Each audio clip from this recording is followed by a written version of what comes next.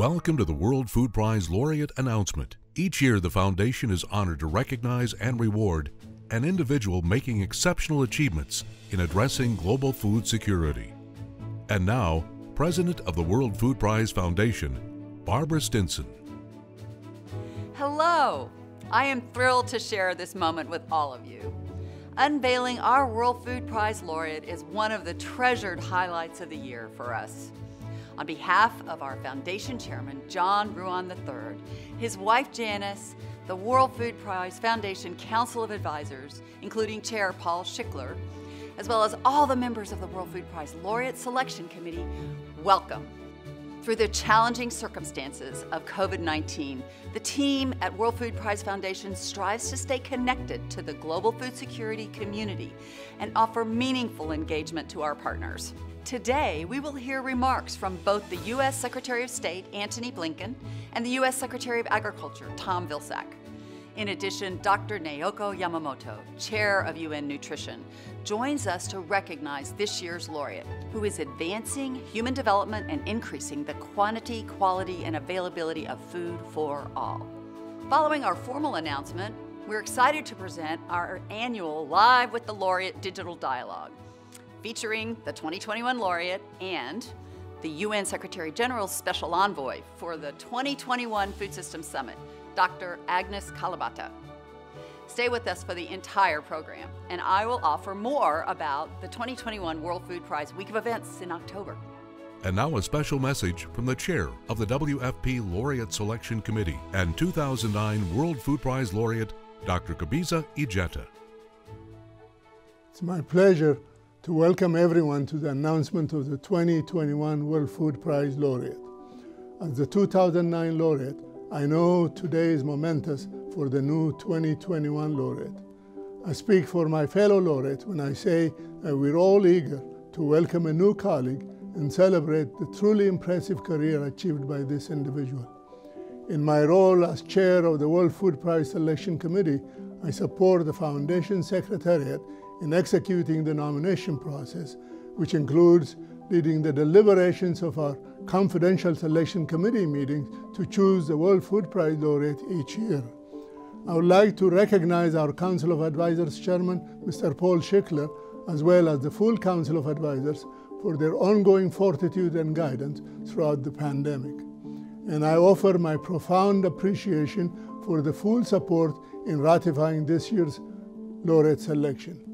I would also like to acknowledge Ms. Barbara Stinson, President of the Foundation, who from the start of her tenure in early 2020 brought in her rich experience, energy, and vision to further enhance and strengthen our programs through collaborative action.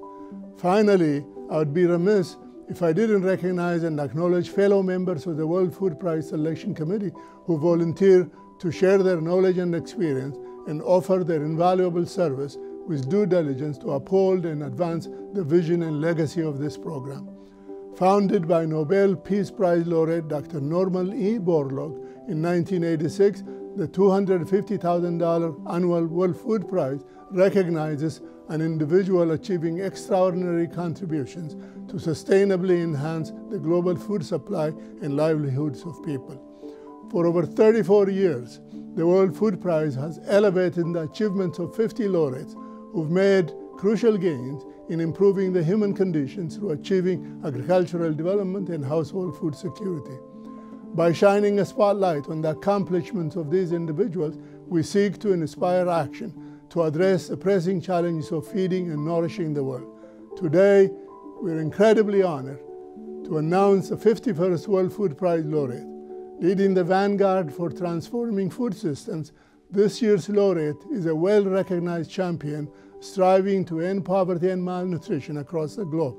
She is an exceptional selection to join our esteemed cohort of our hunger-fighting heroes. Please welcome back President of the World Food Prize Foundation, Barbara Stinson, for the formal announcement of the 2021 laureate. Now I am pleased to announce the 51st laureate of the World Food Prize. The 2021 laureate embodies Dr. Norman Borlaug's belief that the first essential component of social justice is adequate, nutritious food for all.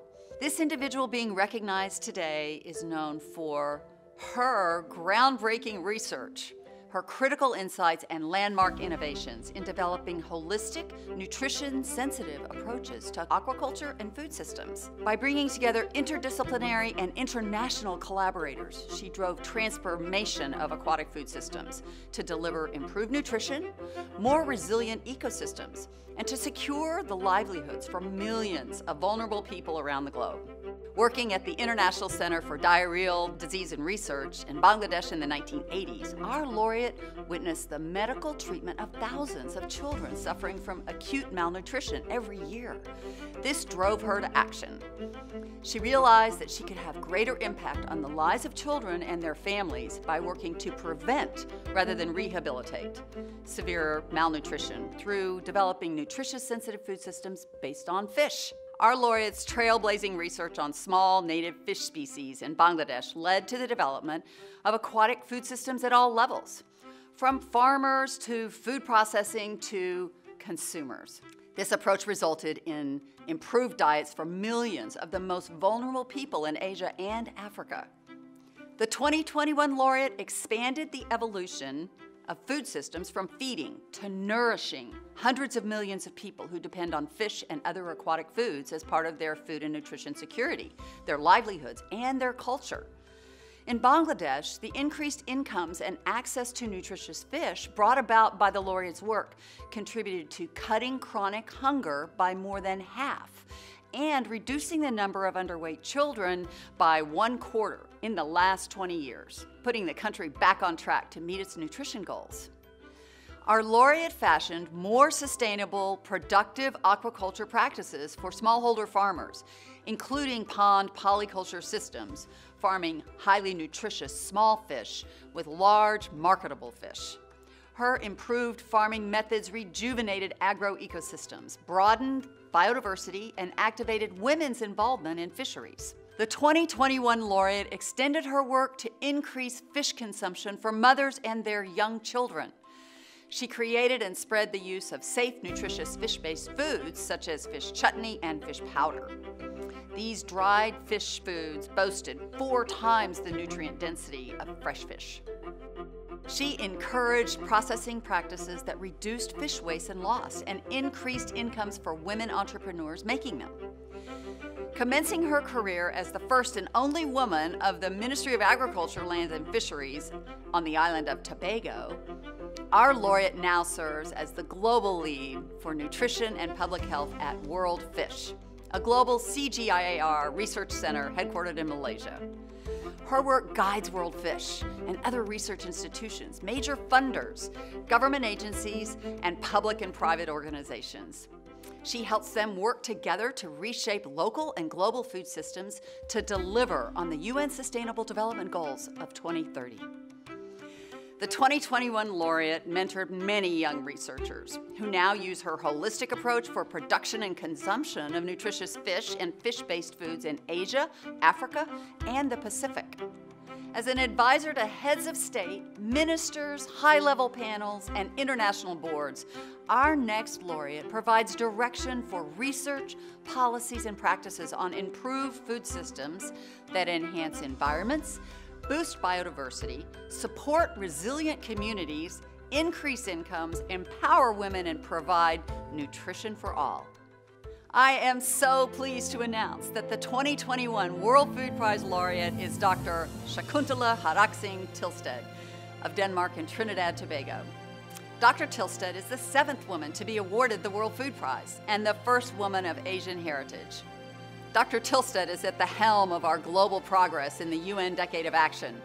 She serves in the distinguished roles of Champion and Vice Chair of Action Track 4, Advancing Equitable Livelihoods, of the Food Systems Summit for 2021. She's guiding the summit's work related to building sustainable and equitable value chains that reduce risks and enable entrepreneurship at all levels. The World Food Prize Foundation is proud to partner with Dr. Tillstead and Dr. Agnes Kalabata, from whom you will hear shortly, to help elevate and extend the work of the UN Food Systems Summit this year. For many years, the World Food Prize Foundation has been fortunate to have the opportunity to host this event in collaboration with both the U.S. Department of State and the U.S. Department of Agriculture. To continue that tradition, it is now my distinct honor to introduce the U.S. Secretary of State, the Honorable Antony Blinken. His remarks will be followed by the U.S. Secretary of Agriculture, the Honorable Tom Vilsack.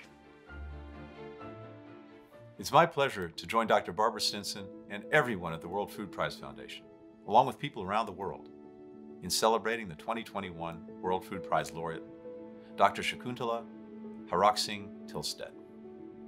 Dr. Tilstead has done groundbreaking research into small fish species that are rich in vital nutrients and minerals, including vitamin A, vitamin B12, iron, zinc, and calcium. Millions of people dealing with malnourishment have deficits in these nutrients.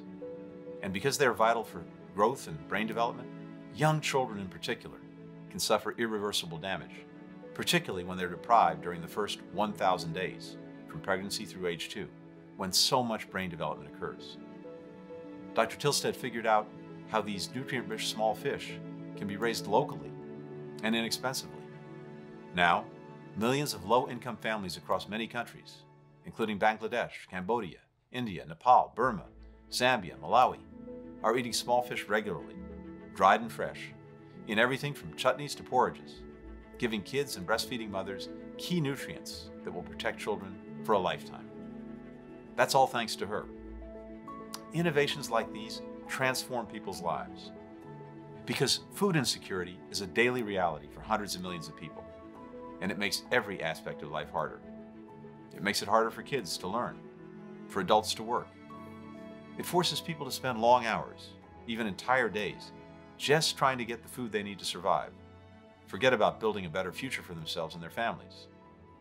And now more than ever, with climate change threatening the world's food systems and COVID-19 causing economic pain virtually everywhere, it's vital that we invest in reducing hunger, promoting so-called climate-smart agricultural practices, and empowering women who make up more than 40% of the world's agricultural labor force, but face significant discrimination when it comes to land and livestock ownership, access to credit, fair pay, and participation in decision-making. We can't unleash the full potential of the world's food systems if so many of the people doing the work are denied their basic human rights. As the world's largest donor to global food assistance, and as a major development of agricultural biotechnology, the United States is firmly in this fight. We're committed to promoting science-based policies to address climate change, sustainable food systems, and global food security and nutrition. And that includes supporting the work of scientists like Dr. Tilstead, whose brilliance has saved many lives. Congratulations to her and her team, and to everyone working to fight hunger and increase food security worldwide, my deepest thanks. I want to thank Barbara Stinson and the World Food Prize Foundation for continuing to recognize the achievements of individuals dedicated to improving nutrition and access to food around the world. I also want to express my congratulations to Dr. Tilset for being selected as this year's laureate. She has pioneered fish farming methods that are more productive and environmentally responsible. She's helped to develop culturally appropriate fish-based foods and promoted nutrition-focused practices and policies with communities, researchers, development agents, and government agencies. She's been tireless in promoting their work, including the merits of pond polyculture, which will increase production, enhance species diversity, and improve the nutritional value of fish production. She's created new, ready-to-use fish-based foods that are beneficial for women and children, especially children in the first 1,000 days of life, which is a critical period for their development. I know that she's been very much involved in building local recipes and developing whole dried fish-based products that has resulted in reduced loss of waste and increased incomes for entrepreneurs who produce these value-added foods. Now, she's studied how smallholder farmers can grow fish, rice, sweet potatoes, and other vegetables, leading to millions of people now relying on rice field fisheries for their livelihoods, income, and food. We all know that aquaculture represents an important opportunity to expand the global circular economy through waste utilization, agricultural byproducts and insects fed on agricultural waste, increasingly contributing to high-quality fish feed. As our global population grows, we'll need diverse sources of low-emission, high-nutrition foods like aquaculture. It's going to be crucial in feeding the world while reducing our impact on the climate. So Dr. Tilset has been a leader in this effort and certainly a worthy recipient of the World Food Prize this year. Secretary Blinken, Secretary Vilsack, thank you for your valuable contributions to this special event. Next, I'm pleased to introduce the chair of UN Nutrition, Dr. Naoko Yamamoto. Just as our laureate does, UN Nutrition seeks to ensure improved nutrition for children, women, and people everywhere. Through a collaborative initiative with Dr. Tillstead, UN Nutrition has recently launched a report addressing the role of aquatic foods in sustainable, healthy diets. Dr. Naoko Yamamoto joins us today to congratulate our laureate. Welcome. Ladies and gentlemen, Honorable U.S. Secretary of State and U.S. Secretary of Agriculture, President of the World Food Prize Foundation, distinguished World Food Prize Laureate, and friends. It is an honor to participate in today's event as the chair of UN Nutrition as we unite in one cause to end malnutrition in all its forms and to leave no one behind. Nutrition is everybody's business. Every country, every sector has a role to play. It is very encouraging that 2021 World Food Prize is bestowed to an individual, a scientist, for her contribution to nutrition, particularly for women and children. Good nutrition can improve human capital and drive sustainable development. We applaud Dr. Shakuntala Haraksingh Thilsted for highlighting how aquatic foods can benefit both human health and environment. Aquatic foods are an important source of protein, essential fatty acids, as well as many vitamins and minerals.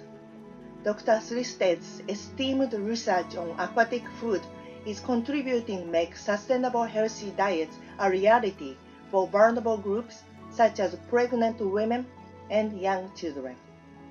Small fish are an accessible and affordable animal source food that helps to diversify diets and fill nutrient gap. Sustainability is particularly important. Sustainability will require a comprehensive approach that avoids contaminating water with pesticide residues and microplastics. We also have to set up an aquaculture project that don't use antibiotics. And we also need to reduce loss and waste and use water adequately. 2021 is a special year for nutrition. We have the midterm of a decade of action on nutrition, the UN Food System Summit, and the Nutrition for Growth Summit. Dr. Tillsted's work brings crucial research to these summits. UN Nutrition is honored to have her as an author of our new decision paper on aquatic foods and supporting launch events. Let us come together not only to shine the spotlight on nutrition, but also attract new commitments from all stakeholders. Thank you once again for sharing this exciting moment with UN Nutrition, and let me be among the first to congratulate Dr. Tillstead. I thank you. What meaningful statements from our guest speakers. It's so inspiring to hear more on the life-changing impact of our 2021 laureates' lifetime of work. I would like to extend my sincere gratitude to Secretary Blinken and Secretary Vilsack, along with Dr. Yamamoto, for joining us today. The legacy of our founder, Dr. Norman Borlaug, continues to elevate and inspire the needed solutions for ending malnutrition and increasing access to food for all. The work of Dr. Tillstead wholly embodies the mission of Dr. Borlaug, what he maintained throughout his career.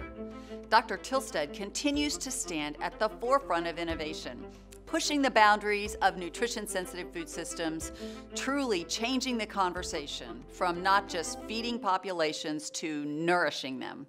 Congratulations, Dr. Tillstead.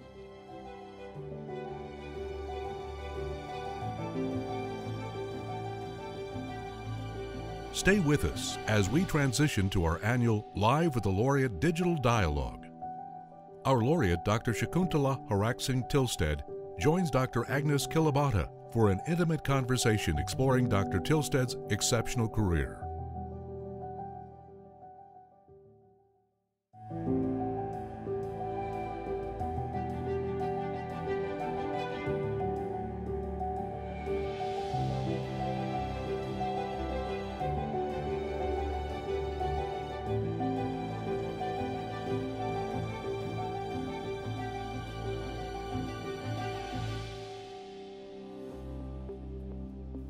Thank you all for being with us. Today we are honored to have Dr. Agnes Kalibata join us for a conversation with the 2021 World Food Prize Laureate, Dr. Shakuntala Haraksingh Thilsted, for Live with the Laureate. Dr. Kalibata was appointed in 2019 by United Nations Secretary General Antonio Guterres. She has taken on the momentous endeavor of leading the development of the UN Food Systems Summit. Dr. Kalibata also is president of the Alliance for a Green Revolution in Africa, AGRA, since 2014. Today, we are thrilled to feature a dialogue between these two women leaders, both working to mobilize the world to end world hunger by 2030. Dr. Kalibata, you have some questions today for Dr. Tilstead. Thank you for those introductory remarks, Barbara. Shakuntala, congratulations, you just got awarded the 2021 World Food Prize. What does this mean to you and to your work? I'm truly honored to receive this award and deeply humbled to be placed in such distinguished ranks as past laureates. As a scientist, I feel that this award is a true recognition of the essential but often overlooked role of fish and aquatic food systems in agricultural research for development. I have dedicated most of my career to improving food and nutrition security for the millions of malnourished women and children in countries across Asia and Africa, where fish and aquatic foods are an important part of local diets and culture. Therefore, this award is a major acknowledgement of the need to prioritize fish and aquatic foods in food and nutrition policies and programs at national and global levels. Personally, it is simply wonderful to be recognized for my role, particularly as a woman in science whose life and career began on a small Caribbean island. So, Shakuntala, this is extremely important to me. What sparked your passion to pursue a research career dedicated to improving food and nutritional security? Well, I was born in Trinidad and Tobago and raised in a progressive Hindu family. Good food and a good education was second only to religion. I grew up in a household with 4 generations of women, and the kitchen was the beating heart of my childhood home. My grandmother was very particular about the foods that were brought into her kitchen and the meals that were prepared. And she ingrained in my siblings and me from a very early age an appreciation for healthy food and the importance it had for making us smart and strong. Therefore, it seems natural that I pursued academic studies and later a career related to food and nutrition. Shakuntala, you're known throughout the world for your work on nutrition-sensitive approaches to food production. What does that even mean? When we look at food production from a nutrition-sensitive perspective, it fundamentally changes the way we think about the entire food system, from production and all the way to consumption and all the people involved.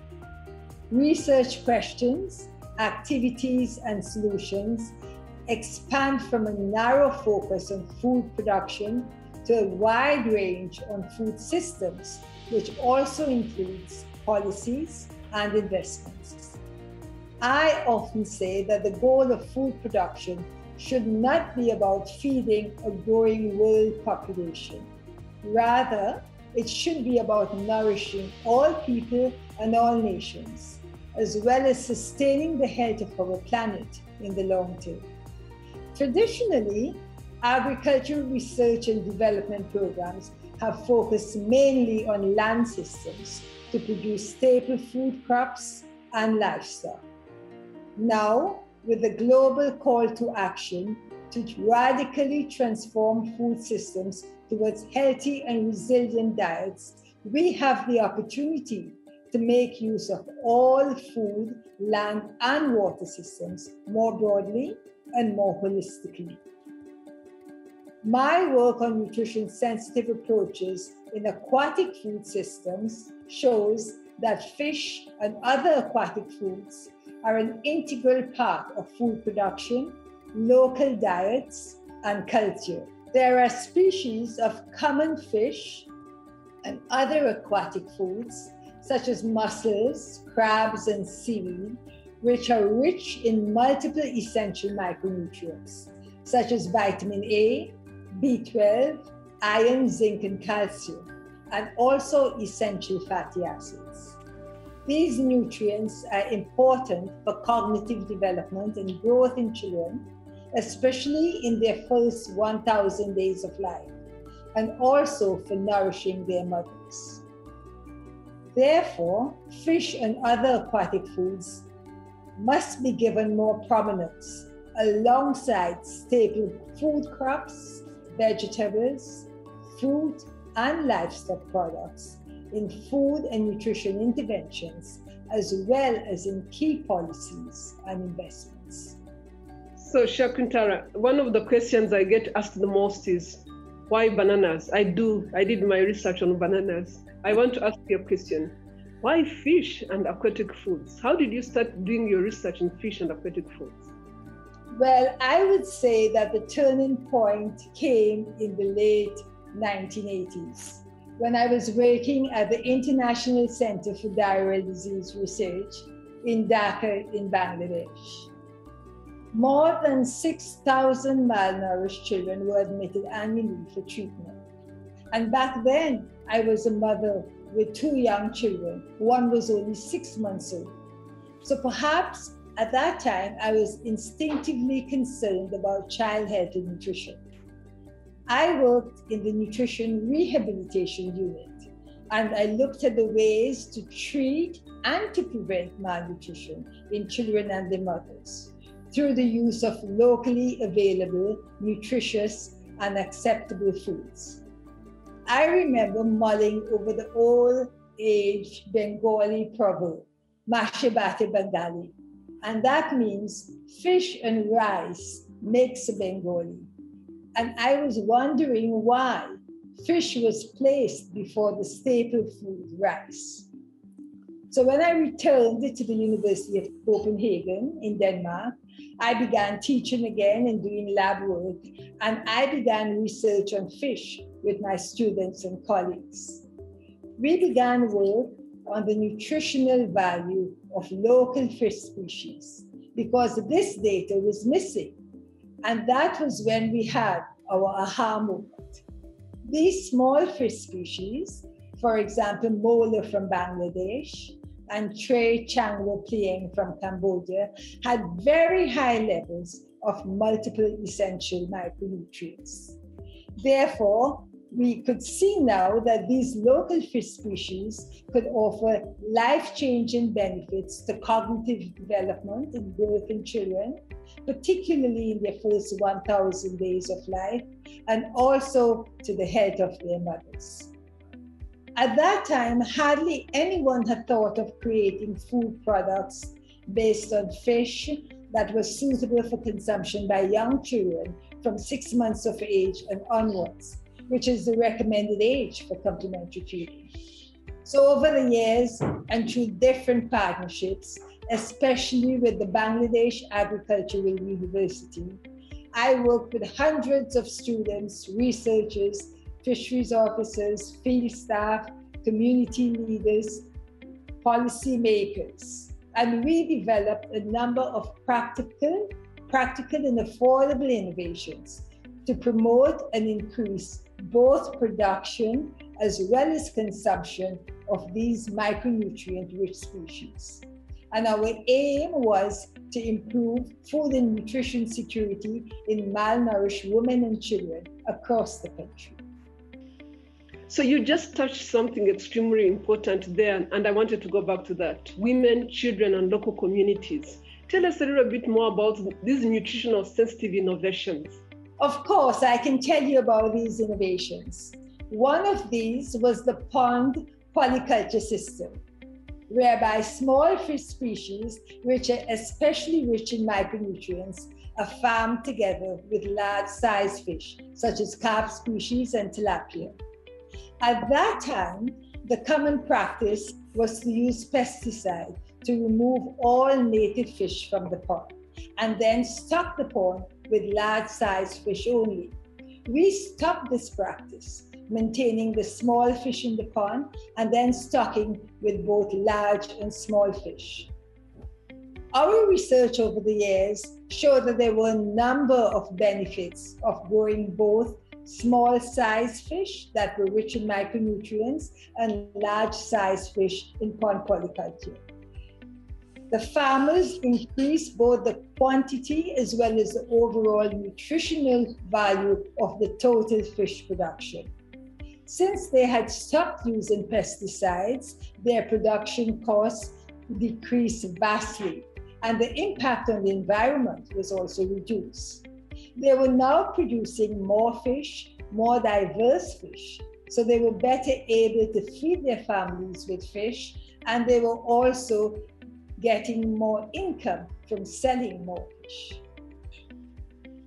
Later on, my team, together with local community partners, set out to create fish-based products, such as fish chutney, fish powder, complementary foods and snacks, which are particularly suitable for consumption by young children and pregnant and breastfeeding women. I experimented with my grandmother's mango chutney recipe, replacing the mango with dried fish, and thereby making it easier and convenient to add fish to meals of rice and vegetables. We developed and tested these fish-based products with women and children in many communities and had great success. These products are a nutritional powerhouse in their own right, and some even call them superfoods. Furthermore, we did lab experiments, and we showed that fish, when added to plant-sourced foods, such as vegetables and rice, can help to increase the absorption of essential micronutrients, such as iron and zinc, from these foods. Finally, we wanted to raise awareness of the benefits of fish for good health and nutrition, and to encourage more women and children to eat more fish. So we developed national campaigns and community programs together with the governments, local and international organizations, and private companies. Thank you, Shakuntala. The best part of this conversation is that we are talking as two women, two researchers.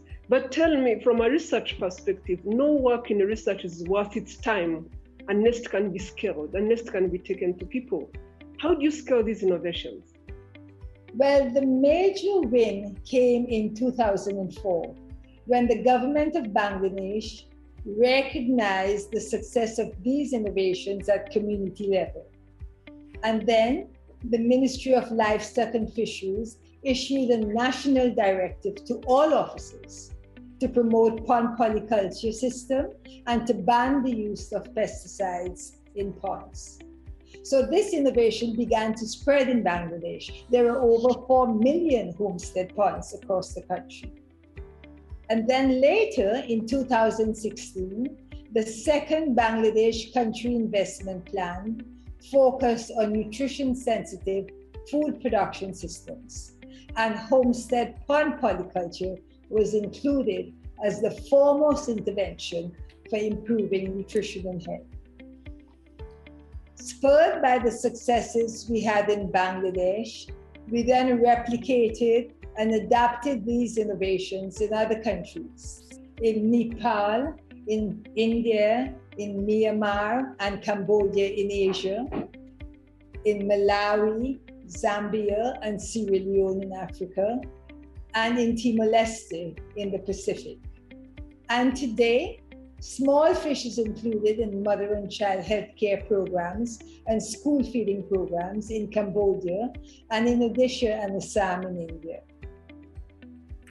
Our team leads several projects where we work with local women and communities to raise the awareness and the knowledge of the nutritional value of fish, and develop new fish-based recipes and products that will meet local tastes and be culturally acceptable. So students and researchers in many of these countries now learn about nutrition-sensitive approaches to food production. They learn about pond polyculture and its multiple benefits, fish and fish-based products being superfoods, and because all of this is now included in university curricula. I try to promote these innovations because I believe that fish and aquatic foods can contribute even more to healthy people and planet. And it's extremely satisfying for me to see that more and more people in many different countries are embracing these innovations. Indeed, and it's always about how science and policy meet, isn't it? But have you met any challenges in this interesting career that you've had along the way that you want to share with us? I would say that shifting the narrative from feeding to nourishing has been and continues to be a major challenge. This shift from feeding to nourishing a growing global population means that we must expand our focus beyond producing larger quantities of staple food crops. We must prioritize the diversity of other foods, foods that are nutritious, safe, and affordable for all. However, we have persistent gaps in the availability and quality of consumption data. And this makes it very difficult for us to fully understand which foods and how much people consume around the world, especially in low and middle-income countries. In the 2020 Global Nutrition Report, inequalities on the access to nutrition foods are described, with the poor and the vulnerable being most affected. This inequality leads to malnutrition in all its forms: undernutrition, micronutrient deficiencies, obesity, and diet-related diseases. And this malnutrition perpetuates across generations. So for me, the priority must be to ensure that there is a greater recognition for an integration of fish and other aquatic foods in the global food and nutrition agenda. Lastly, research evidence and perspectives on aquatic foods must shape the emerging discourse on blue economy and the governance of oceans and inland waters. This is so critical for unlocking the opportunities for the more than 800 million women and men, the majority of whom live in low and middle income countries and depend on fish and aquatic food systems for their livelihoods. The challenge now is that we must all work together to create a blue economy which is inclusive, just, and people-centered, and we must make sure that no one is left behind. Shakuntala, you've been a scientist, you've been a researcher, you've been everything, trying to move policy at the same time. Tell me, are there personal challenges as a woman scientist that you might want to share? For a long time in my career, I was often the only woman in the room and the only woman from a developing country. And if we look at the 2020 data from UNESCO, we see that only 30% of researchers around the globe are women. Women are poorly represented in leadership positions, also in science, and they often receive less pay than men. So this reveals a range of deeply entrenched and systemic biases and challenges that we must all overcome. Personally speaking, I have been very fortunate and I have been able to successfully navigate these challenges through hard work, perseverance, and my very supportive family and a close circle of colleagues, mentors, and friends. However, if we must achieve gender equality in society, we must also achieve gender equality in the workplace, also in the field of science. And men, alongside their female colleagues, must step up and play a more proactive role in driving this change. As the 2021 World Food Prize Laureate, I hope my story will inspire girls and young women, especially from developing countries, to take up science and build upon my work on aquatic foods for healthy people and planet. And I can assure them that despite the challenges, a science career is great fun, stimulating, and rewarding. So thank you both so much for the conversation that we're having so far. I'd like to take a moment to ask you both a question, but let's start with you. Dr. Tillstead, you serve on the UN Food Systems Summit as a champion and also serve as the vice chair of Action Track 4, which is all about advancing equitable livelihoods. So just talk a little bit about how your work contributes to the goals and activities of this important upcoming summit. Well, the UN Food Systems Summit is all about changing mindsets, shifting the discourse, and coordinating actions among very many different actors across both the public and the private sector. And we must find bold solutions to transform the ways in which the world produces, consumes, and thinks about food. We have just 10 years left to reach the Sustainable Development Goals, and therefore we must find innovative solutions to deliver healthier and more sustainable and more equitable food systems for all women, men, and children, no matter where they live in the world. In my view, there can be no food systems transformation without taking into account aquatic food systems and the people who depend on them for food and nutrition, livelihoods, and well-being. My work on food and nutrition, fish, and aquatic food systems is but a small drop in the vast ocean. Much more is possible. We know that aquatic foods can be a critical solution for the 2 billion people worldwide who suffer from malnutrition and poor health, particularly women and children in the first 1,000 days of life.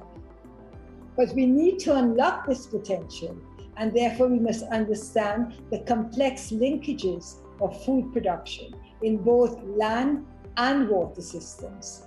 And we must have much more research on aquatic foods. We need to know about the nutritional value of the very many diverse aquatic foods, animals, plants, microorganisms, their complementarity with other foods on the plate in making diets healthier, the way in which these foods can be harvested and produced sustainably, and their contribution to sustainable food systems that deliver multiple benefits to both people and our planet. And all of this requires significant scientific collaboration across different disciplines, as well as investments, political will, and genuine engagement between both the public and the private sector.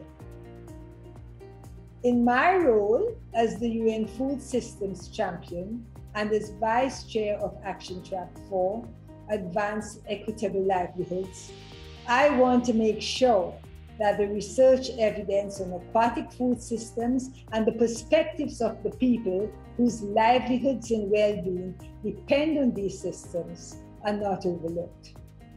And I also would like that the insights, voices, and perspectives of people from low and middle income countries are brought to the fore and inform actively the current discourse on the food system's transformation, and that they also shape the outcomes of the summit. Thank you. Tremendous perspective. Dr. Kalibata, you serve as the special envoy to the entire Food Systems Summit coming up this year. Just give us a little bit about your perspective on both Action Track 4, but also in nutrition and the contributions that we can expect from Dr. Tillsted's work. Thank you, Barbara. Shakuntala has said a lot. I just wanted to pick on two pieces that she just said. Her role as an individual, her individual role, and the Food Systems Summit is about us all as individuals, recognizing that each of us has a place to play. When it was launched as a People's Summit. So I feel like my job is to reach out to everybody and make sure that we all understand that in addition to eating 3 times a day and shaping our food systems, we can actually do something about being part of the solution. But to the point you're making, Barbara, our food system has challenges around nutrition, like you said. We have over 2 billion people, which again Shakuntala mentioned, that are undernourished, that are suffering from all sorts of challenges. And actually, poor nutrition has been called the slow pandemic that is fueling the COVID pandemic. So the opportunity here is that the Food Systems Summit does recognize that we need to start working together to come through on this major challenge to our society. We have an opportunity to work together. There's a whole lot of people are suffering, especially after COVID-19, and there's an opportunity for us to rethink that. Because you see, we need to reshape our food system so that they work not just for us who can manage to reshape it, but also for those people that depend on it. Everybody that depends on the food system is part of who we need to worry about. So the opportunity here is that the summit offers is really for us to work together and be able to understand that people, planet, and our prosperity depend on how we work on the food system this year through the Food Systems Summit and beyond. So tell me, Shakuntala, when you look back at your career, what are you most proud of? No matter my academic and professional achievements, there are always days where I can doubt what my contribution means. And then there are these special heartwarming moments that remind me that my work actually means something to someone in the real world. I'll tell a story about this.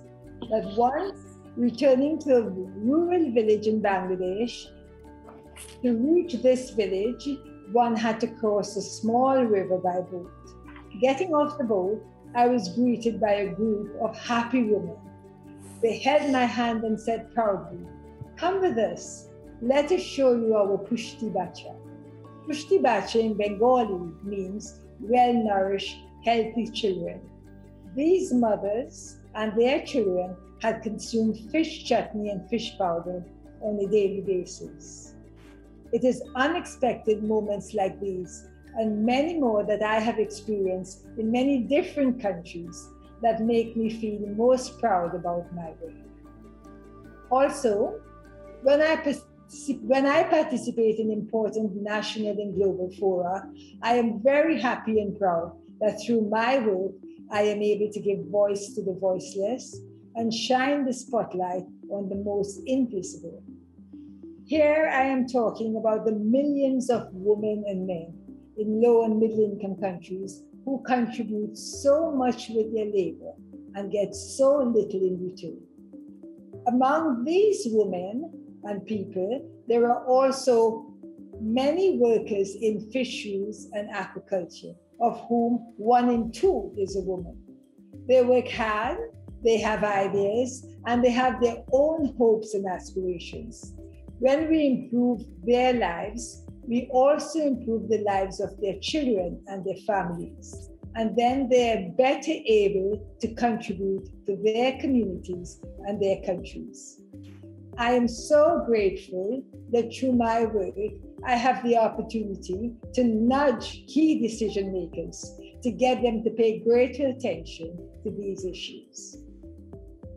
So as the World Food Prize Laureate of 2021, what are you looking forward to this year? Well, 2021 is a momentous year for decisive action, especially with the upcoming UN Food Systems Summit. If there is one thing we have learned from the previous year, is how fragile our food systems are, and the crucial challenge we face in radically transforming our food systems for all.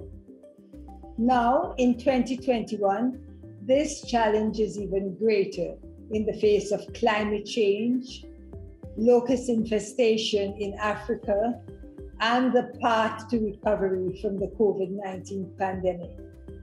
The COVID-19 pandemic is still pushing many more people into greater poverty and exacerbating food and nutrition insecurity. So we now have the opportunity to build forward better. And this way we can make our food systems more resilient to future shocks. We can build forward better for the hundreds of millions of people who depend on aquatic food systems for their livelihoods, food and nutrition security, and well-being. Most of these people are women, migrant workers, and they belong to a large informal sector that is locked out from aid and support from governments, UN agencies, and development organizations. So being the 2021 World Food Prize laureate cannot be more timely for me. This award provides me with an excellent platform to continue to advocate for the central role that aquatic foods must occupy in current discourses on food systems transformation, on food and nutrition security, on the needs of poor people who are invisible and marginalized, and on the level of research and investments we need to turn the tide of COVID-19 disruptions on aquatic food supply chains. So what messages do you have for young people, the researchers out there, the innovators? What do you want them to do as they take on the mantra to nourish the world? Well, one of the most rewarding aspects of my career has been to teach, guide, mentor, and support hundreds of young people, especially young women. And so to them, I would say, don't give up, persevere, don't take no for an answer, find someone who will say yes to you. Learning can come from anyone and from anywhere. Keep an open mind to people outside your discipline so you can get inspiration for all sorts of ideas and innovations. And to researchers, look beyond publishing papers and get a wide range of engagement and support for your work. And finally, make sure you get out and spend time in the field. Listen, observe, and learn, and work with the people to develop practical solutions which they can use. I love the bit, look beyond publishing papers. I've been there. I know exactly what you mean. But tell me, Shakuntala, what message do you want everyone to take away from your work? That's an easy question for me to answer. We must all be food systems champions. We must nourish people, nations, and our planet. We must sustainably transform all food, land, and water systems. And we must make full use of the life-changing opportunities that aquatic foods offer, especially for women and children in the first 1,000 days of life. Wonderful. Dr. Kilabata, Dr. Tillstead, thank you so much for the conversation today. What an incredibly inspiring and meaningful introduction to our new laureate. We are excited to continue this collaboration and conversation in October. This year, given the need for continued pandemic precautions, we are thankful to be able to present our annual week of events in a hybrid format, hopefully with limited in-person engagement and the majority of our program offered online virtually. The 2021 Week of Events of the World Food Prize Foundation will center around the International Borlaug Dialogue and the Global Youth Institute, which will build on the work and global activities that have been featured since last year. 2020 brought many challenges too and opportunities for the decade of action to achieve the Sustainable Development Goals. As we continue to move forward, we are gaining momentum as never before. We recognize that we cannot reboot the system, but must transform food systems to right inequitable structures. Food systems require interventions that are collaborative, innovative, and evidence-based. The 2021 Borlaug Dialogue will spotlight areas critical to food systems transformation, especially science and technology, gender equity, and nutrition-sensitive approaches. All of these areas must address needs for human and planetary health and must include youth participation for comprehensive and impactful change. Solutions must be innovative, commitments must be bold, and collective action must be audacious. Thank you again for joining us today. We are looking forward to seeing all of you this fall, one way or the other. And congratulations once again to our 2021 World Food Prize Laureate, Dr. Shakuntala Haraksingh Thilsted.